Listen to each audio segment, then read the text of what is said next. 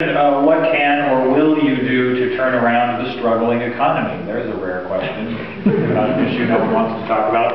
And Mike emphasizes he wants both candidates to answer, which we will do that. Anne-Marie? Thanks for the question, Mike. And I really do believe the jobs and the economy is the #1 issue of this campaign. I think first and foremost what we can do to get this economy back on track is to repeal the Affordable Care Act. And I know that sounds counterintuitive, but if you've listened to the news here in the community lately, and you've heard Welsh Allen is going to have to lay off 10% of their workforce. Yesterday, Krause is laying off 25 employees because of the Affordable Care Act. If you talk to St. Joe's, they have to pay a $3 million penalty because of a mandate within the Affordable Care Act. You talk to Upstate Medical Center, they're going to lose $18 million in an annual reimbursement that they get. Krause is losing $11 million, same Medicare reimbursement that they get as a matter of course. When hospitals lose money and they lose these important reimbursements, they have to cut jobs. They have to keep the bottom line, as we heard from Krause. Same with Welsh Allen. And the way they make up losing those fundings, they have to lay off people, and that only adds to the economy and the problems we're seeing. What the government has done with our economy and jobs has created such uncertainty. You know, we've toured as part of getting embedded and becoming a part of this community. We've toured hundreds of businesses. My staff and I, my Washington staff and myself and my district staff.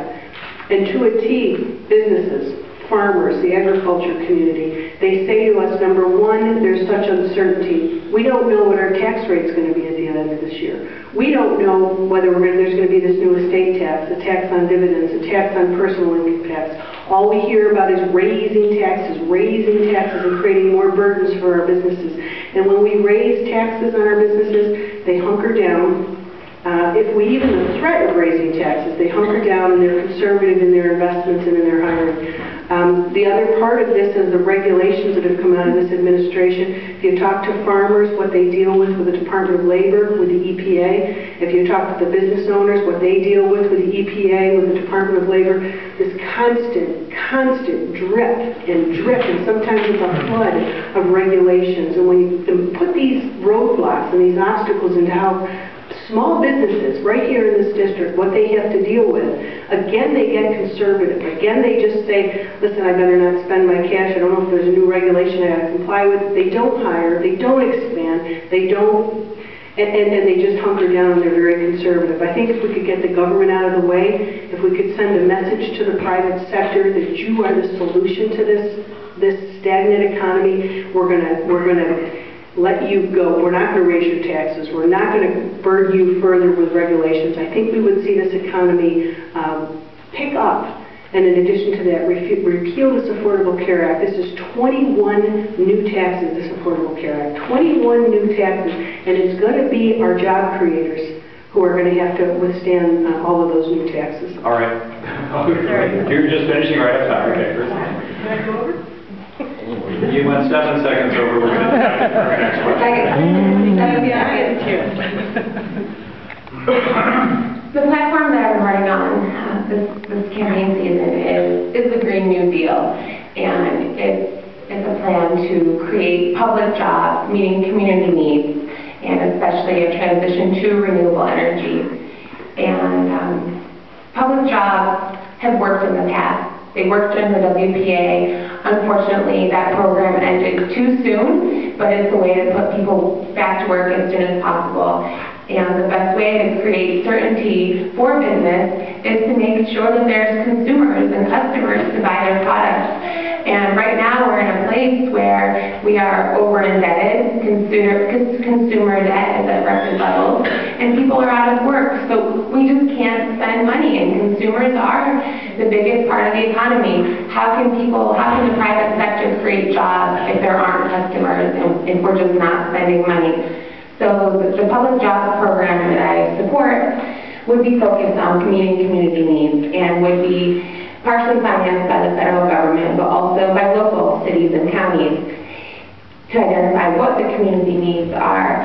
And people always say, Ursula, well, this sounds great, but how do you want to pay for a public jobs program? We just don't have any money. We had a $1.2 trillion deficit last year. And that's when I get a chance to talk about tax reform. We had over 20 income tax rates when Eisenhower was president, from the 40s to the 70s. We had progressive taxes where people that made higher incomes paid a higher percentage of taxes on their highest amount of income. So I'm not saying, if you make under $20,000 like me, you should pay high taxes. Everyone pays the same rate on their first $20,000, and then as you make more, you pay a couple percentages more. And this is based on a study that came out of the Chicago Political Economy Institute that basically said with progressive taxes like we had during Eisenhower's presidency, we could cover the $1.2 trillion deficit we ran last year. But I wouldn't just want to cover the deficit. I think we need to take positive government action, because the government at this point is the only economic actor that has the power to put people back to work, and direct public employment works. Giveaways to businesses, tax breaks aren't getting the job done. We saw an attempt to do a government stimulus through the Obama stimulus in 2009, and it didn't work because it wasn't direct public employment. The public jobs program I'm talking about would meet our community needs and would allow communities to decide what are the jobs that we need, and who are the people that need to get back to work right now.